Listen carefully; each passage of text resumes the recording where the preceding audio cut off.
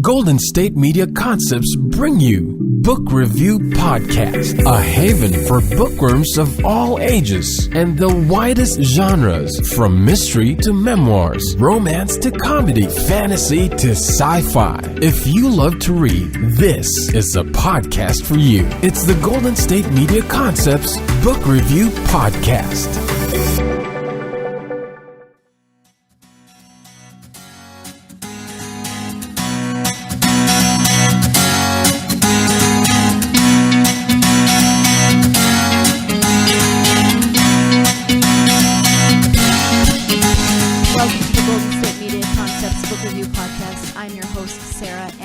So excited for today's episode because today I will be speaking with author Marianne Delacourt, who is the author of, among other things, the Tara Sharp series. The Tara Sharp series is currently a series of 3 books with a 4th one due out soon, and we'll be talking mostly about her new book, Too Sharp. That is the 3rd book in this series, and let me give you just a little bit of background on that book.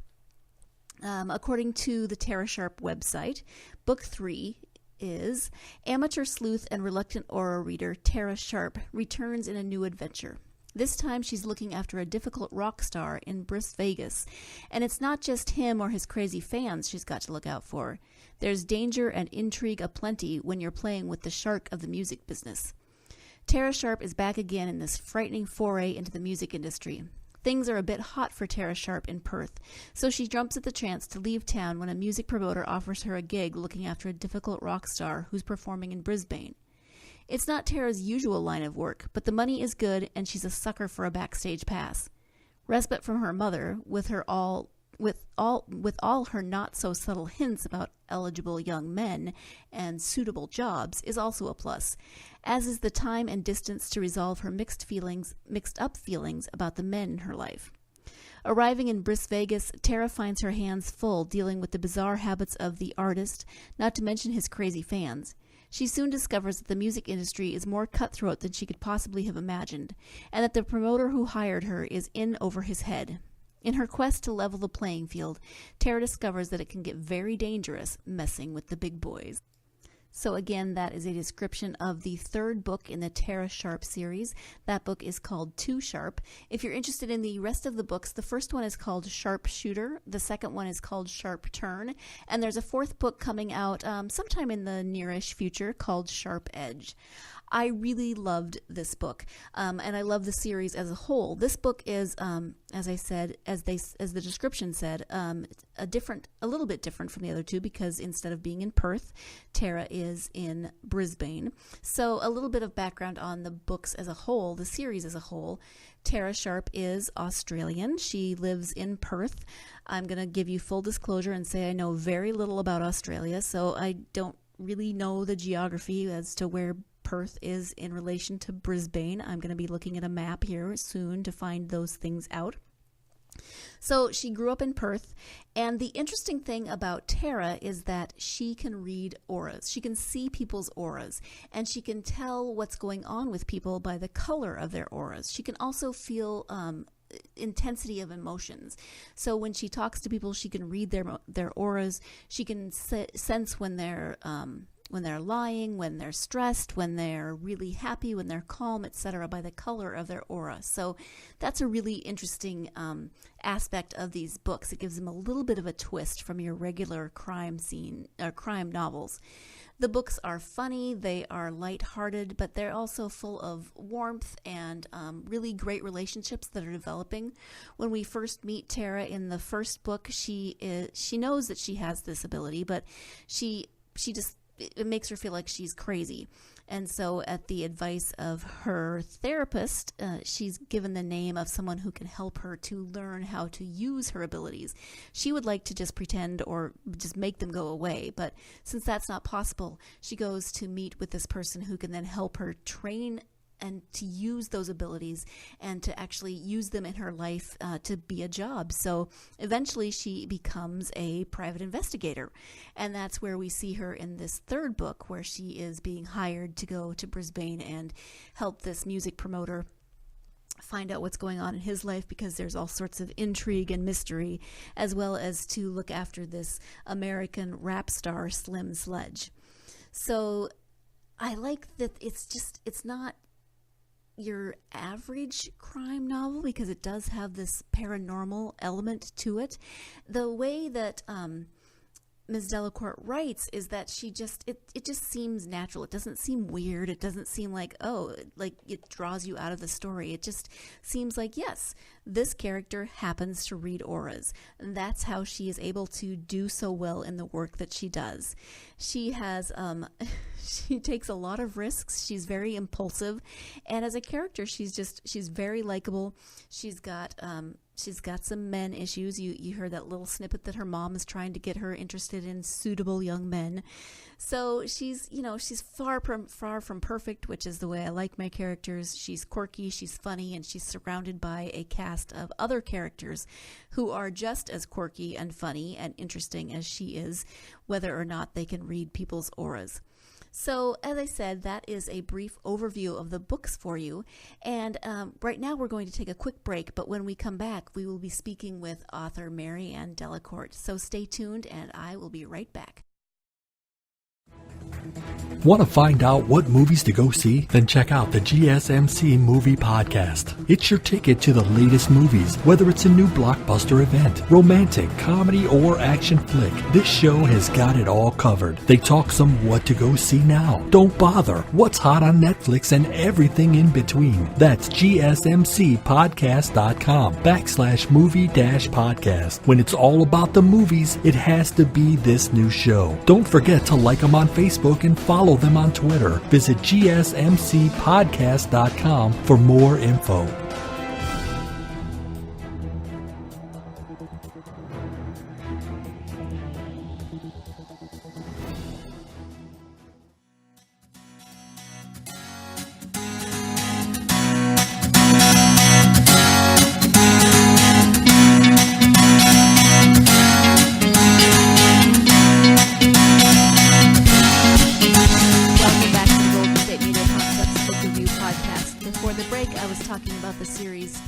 Sharp series by author Marianne Delacourt, and I am so excited that Marianne is available via Skype today to speak with us from Australia, where she lives in Brisbane.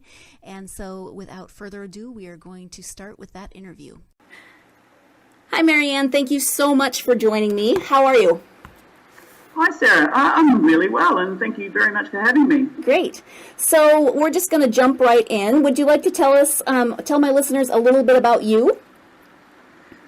Well, I'm an Australian. I live in Queensland, in the city of Brisbane, which is they describe as beautiful one day, perfect the next. I've been writing novels for about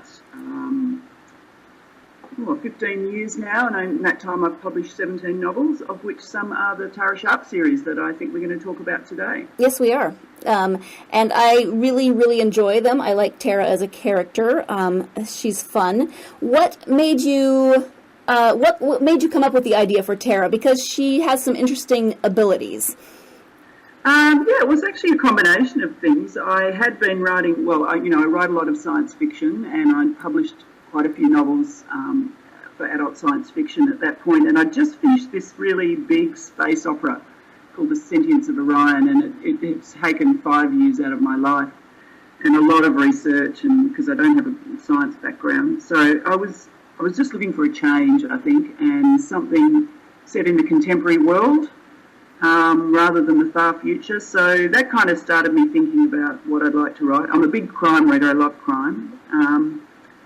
And that combined with the fact that I had for a long time a really big fear of flying, and the only books that would engage me when I was on a flight somewhere were Janet Ivanovich's Stephanie Plum series. Oh, okay. I love Stephanie Plum. Yeah. And so I suppose I just started thinking that I'd love to write something in that genre, that comic crime genre. And so, those two things came together. I was looking for the change, and I started fiddling around with some ideas, and the character of Tara herself actually came kind of fully formed. she kind of stepped onto the page and announced herself. That's great. So I definitely, when I was reading, I definitely felt that connection with Janet Ivanovich, kind of the similar genre.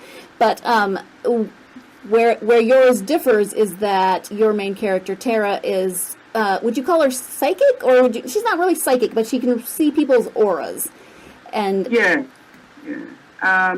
she's not really psychic. Sometimes I use that word just so people kind of understand. It's quite hard to explain. She perceives auras around people, and she has extra sensitivity to body language. But so those two combined things have really kind of messed up her life at the point where we meet her. And those ideas of the fact that she can see auras and that came to me just because I've always had an interest in that area.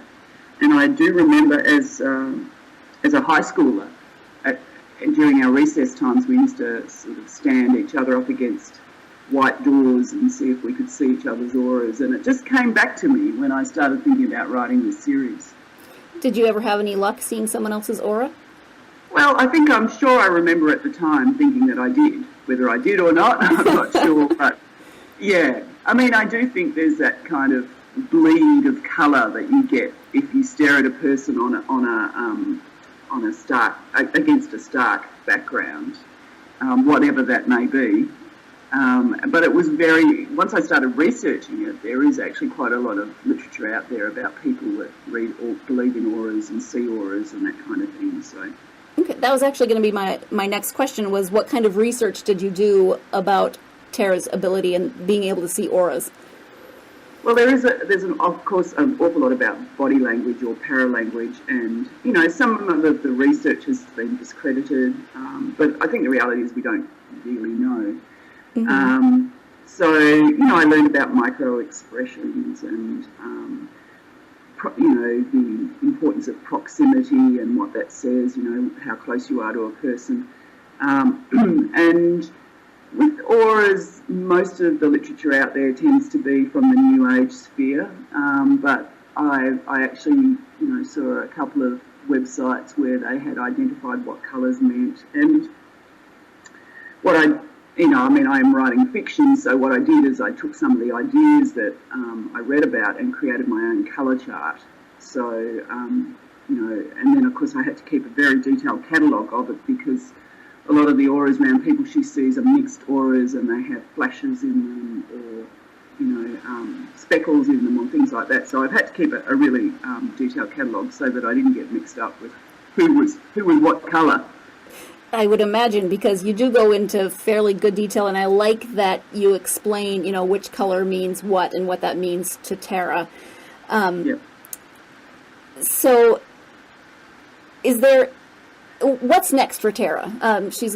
You've written 3 books, and this last book, I'm not going to give anything away, but ended with a little bit of a question mark. Yes. Look, it's, I suppose, there's one more book written at the moment. The new book is book 4, and it'll be called Sharp Edge. And nobody's seen any excerpts from that at this stage. It's brand new, so that'll be out in the next couple of months. I suppose what I've tried to do with the series is the character, when you meet her, is kind of in disarray. Her life is not on track, and she's got this gift that she hates, that she can't kind of manage, and it's ruining her life. And so what we see slowly over the series is her, growing and developing and learning to harness this gift. And along the way, the secondary characters that are in her life are also, when we meet them, they're all at a loss. So it's the journey of these people as they slowly get their life together, because what I didn't want was to write a series where the character didn't change. I very much wanted Tara to move from a place of kind of relative disempowerment to somewhere where, she knows herself and understands herself and makes better choices, I guess. That doesn't mean that along the way there aren't a lot of hiccups, and, she's she's a spontaneous person and she gets herself into lots of scrapes. So I'm not sure exactly where the series will end at this stage, but book 4 is not far away. So I'm excited. Do you have a number in mind for how far you'd like the series to go? How many books you'd like? Honestly, I'm not sure. It's certainly not something I can see going for 20 books. I feel like, maybe 10 if the series went really well. I don't have an end arc in mind just yet, but I don't believe, there is a bit of a love triangle in it, plus there are other men in her life, and I feel like it's only fair to the readers that they get resolution at some stage. So that's something I feel quite strongly about. I don't think that you can draw these things out for too long without them losing some of their impact. So, yeah, look, maybe 10, maybe it'll finish at 6. I'm really not sure yet. Okay. Is there anything autobiographical about Tara or in the series? I don't know if I should answer that. Well, you can answer it to whatever extent you feel comfortable. There is the fear of flying in this latest book. There is a character who has a fear of flying. So yeah. Look, definitely there are. Probably of all the characters I've written, there are. She's most closely aligned to my character. But there are also lots of things about her that are different. I mean, she's way bigger risk taker than I am. I'm a bit of a wuss. So maybe I can live vicariously through her and let her take all the risks that I don't. She's a little more spontaneous. But there's elements of her life, like, I'm very involved in basketball. I love the sport and my whole family's involved in it, so it's something that I know a lot about. So there's an element of that. And of course I grew up in Perth where the books are written or situated. And so it's been a little bit of a love letter to my 20s, I suppose, and the city that I knew then. But I live in Brisbane now, and so book 3 is set in Brisbane. And that was a lot of fun bringing her over here. But interesting, I think a lot of the readers are very keen for it to go back to Perth because, that's her home. And so they want to see her back there. But yeah. I don't think I can say any more without incriminating myself. Not a problem. Thank you for that answer. So book 4 is written. What are you working on right now? I am doing a PhD, and it's a creative writing PhD. So I'm writing a science fiction feminist novel, which is a time travel novel. Oh, fun. So I'm back in the speculative realm, well and truly. It's probably the most ambitious book I've written because it begins in the far future, and then the main character travels back to France in the 1400s, so to Joan of Arc. So that's been huge fun researching that. I'm also, because I do write for teens as well, I'm writing a teen novel about 3 kids who are trying to get recruited on athletic scholarships to the US. And that, again, is kind of well in my experience area because it's kind of what my experience with my son who's over there now. So having a lot of really enjoying writing both those novels at the moment, and I'm plotting the 5th Tara Sharp novel as well. Okay. And you write your science fiction novels, that's a different name, correct? Yeah. Okay. So Tara Sharp is written under the name Marianne Delacourt, which is kind of a play on my maiden name, which I write under. Most of my other work is Marianne de Pierre, but I'm married. My married name is de Courtenay, so Delacourt sort of came out of that. Okay. There's lots of dupes. Yes. So I have lots more questions for you, but we do need to take a quick break. So when we come back, we'll be talking more about your writing styles, about where you like to write, how you like to write, maybe some of your favorite authors or genres. So stay tuned, and we will be right back with author Marianne Delacourt. Tired of searching the vast jungle of podcasts? Now listen close and hear this out. There's a podcast network that covers just about everything that you've been searching. The Golden State Media Concepts Podcast Network is here. Nothing less than a podcast bliss with endless hours of podcast coverage. From news, sports, music, fashion, cooking, entertainment, fantasy, football, and so much more. So stop lurking around and go straight out to the Golden State Media Concepts Podcast Network. Guaranteed to fill that podcast itch. Whatever it may be. Visit us at www.gsmcpodcast.com. Follow us on Facebook and Twitter, and download us on iTunes, SoundCloud, and Google Play.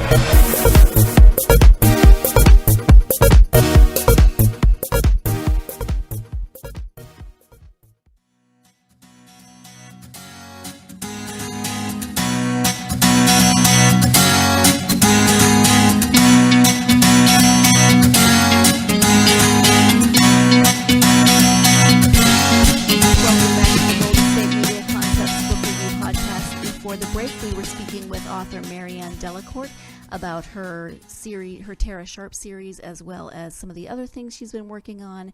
And now that we're back, I want to ask her some more things about her, like I said before the break, her writing style, her favorite authors, those sorts of things. So let's get back to it. Again, Marianne, thank you so much for being here with us today.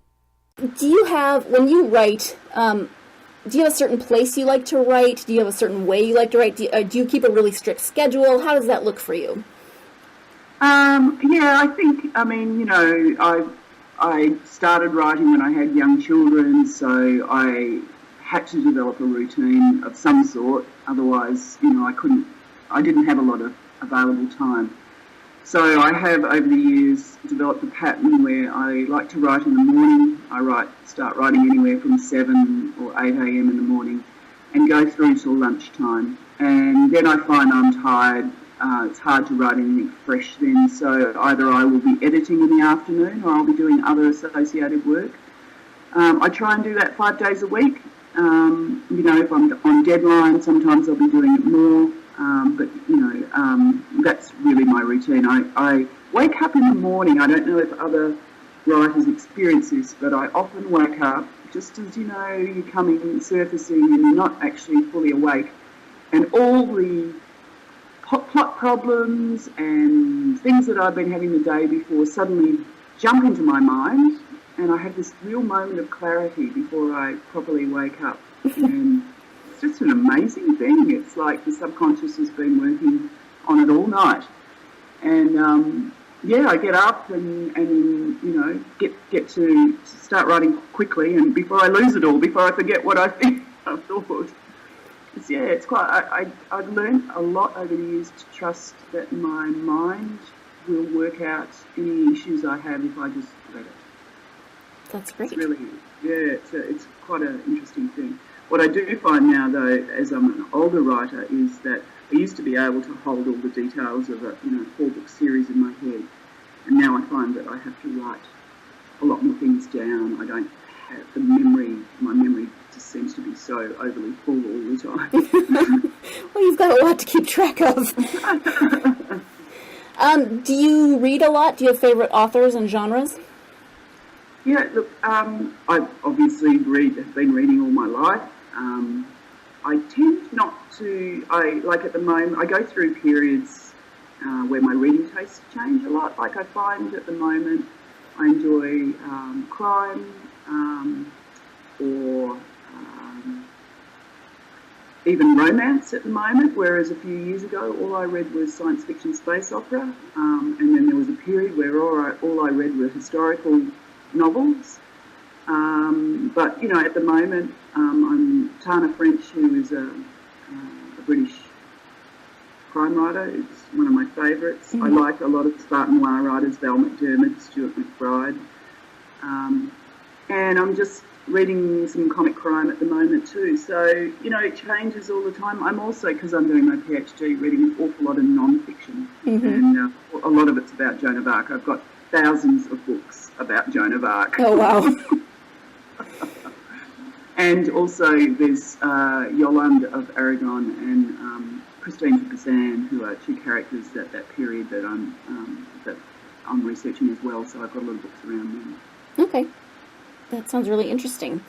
I noticed in your biography that it says you're the co-founder of Vision Writers Group and Writers on the Rise. Do you want to speak about those at all? Yeah, look, my youngest son, I have 3 sons. My youngest son was about 3 or 4 years old. I was really desperate to write, and I was living on an island off Brisbane, and the Queensland Writers Centre advertised they were trying to get a speculative fiction writers group together. So I went over, made the big trek. It was took me 2 hours to get there or something. And on that day, I met another writer, and she and I seemed to be as motivated as each other. And from that day, we formed the Vision Writers Group, which is, I'm really proud to say, has been going about 20 years now. But after a period of time with Vision, we used to meet once a month. We found that we were all writing, big novels, and that format didn't really give us the opportunity to get our novels, to get feedback on our novels. So from that sprung a second group, which was Writers on the Rise, and that was actually a group of writers from around Australia, and we used to get together. There was about 7 of us. We'd get together once a year, and before we'd get together, we'd each have to read 6 other novels. So it was quite a time commitment, but I have to say it was probably the best thing that I ever did in terms of improving my own craft, and lifelong friendships as well. So these days we don't meet as often. Most of us are on publishing schedules that don't allow us to kind of get to meet in a timely fashion. But really, honestly, if anybody's starting out in writing, I really encourage, whether it's just one person that you have as a critique partner or a group, it was probably the best learning experience of my life. Thank you. Is there anything else that you would like people to know about you or your books or Tara or the series, anything at all?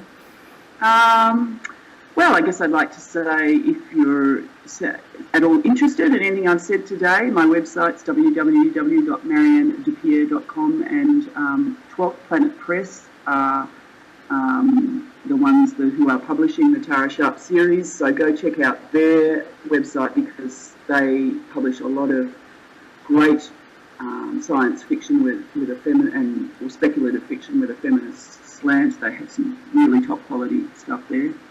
But I'd just like you to welcome anybody to come and check stuff out. You can also email me through my website if you have any questions, and that's probably about it, I guess. Okay, do you have social media or anything that people can follow? Oh, yeah. I'm at M. Depierre on Twitter. You can follow me, Marianne Depierre on Facebook, and there's a fan page and my personal page. I don't mind. You can follow me on either of those. If you go to my website, you'll see I'm on Instagram, and I enjoy social media, so you'll find me out there a few places. Got a YouTube channel and a few other things, and all the links to all of those are on my website. But come and check out some Aussie fiction. Yes, as I was saying before we started, I learned a few new words that I didn't know. I knew a lot of the words from reading. I read a lot of British fiction, and some of the words crossed over, but some of them didn't. So I did spend some time on Google, but it was fun. I loved learning new. I don't know if it's necessarily slang, but new ways of saying things. Yeah, some of it probably is slang. I'll have to. I should put a key, shouldn't I? I should put a key. A glossary in the back. That's one of the nice things about reading something written from another culture, is, and of course, in Australia we grow up on American television, and so the way you guys speak is incredibly familiar to us, and we tend to forget that it's not necessarily the other way around. Which actually reminds me, there is a character in Too Sharp who is from LA. He's a rapper. Yes. And did you do anything special to write him, or did he just kind of come from your experience of American television, or? Well, I have visited the US a few times now, and I know a few people in the music industry, and so while he's he's a completely fictional character, right. it wasn't drawn solely from my imagination. It was based around people that I've met, I guess. So Okay. yeah, and you know, with a little bit because it's a funny novel, it's kind of a little bit more extreme than you would find in real life, I guess. Right, a little bit over the top, which just makes it more fun. Yeah. Yeah, I mean, there's plenty of aspects of the novel that